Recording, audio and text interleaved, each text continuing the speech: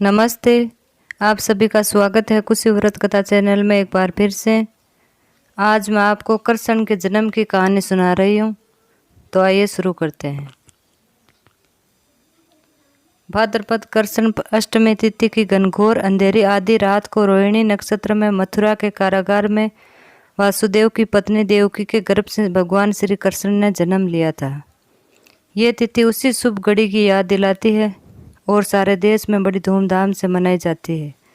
द्वापर युग में भोजवंशी राजा उग्रसेन मथुरा में राज्य करता था। उसके आत्याई पुत्र कंस ने उसे गद्दी से उतार दिया और स्वयं मथुरा का राजा बन बैठा था। कंस की एक बहन देवकी थी, जिसका विवाह वासुदेव नामक यदुवंशी सरदार से हुआ था।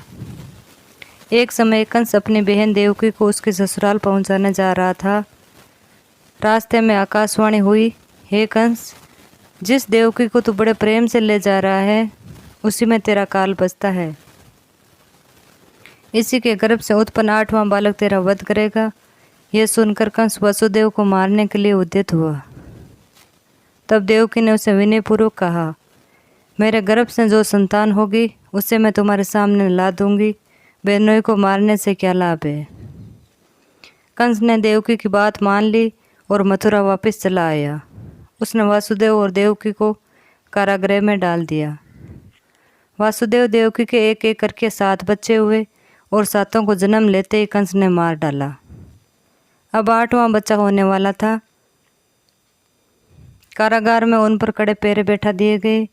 उसी समय नंद की पत्नी यशोदा को भी बच्चा होने वाला था।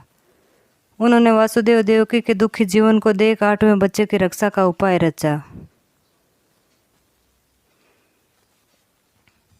जिस समय वासुदेव देवकी को पुत्र पैदा हुआ, उसी समय संयोग से यशोदा के गर्भ से कन्या का जन्म हुआ, जो और कुछ नहीं सिर्फ माया थी।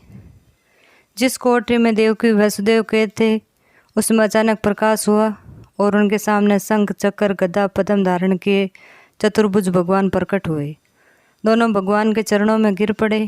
तब भगवान ने उनसे कहा, अब मैं पुनः नवजात शिशु का रूप धारण कर लेता हूँ, तो मुझे इसी समय अपने मित्र नंद जी के घर वृंदावन में भेज जाओ और उनके यहाँ जो कन्या जन्मी है उसे लाकर कंस के हवाले कर दो। इस समय वातावरण अनुकूल नहीं है, फिर भी तुम चिंता नहीं करो।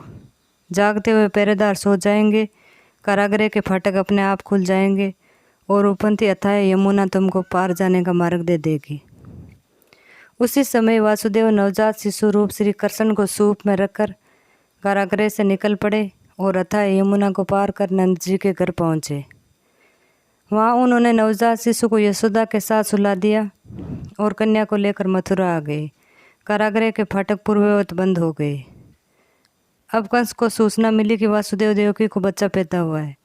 उसने बंदी गृह में जाकर देवकी के हाथ से नवजात कन्या को छीनकर पृथ्वी पर पटक देना चाहा,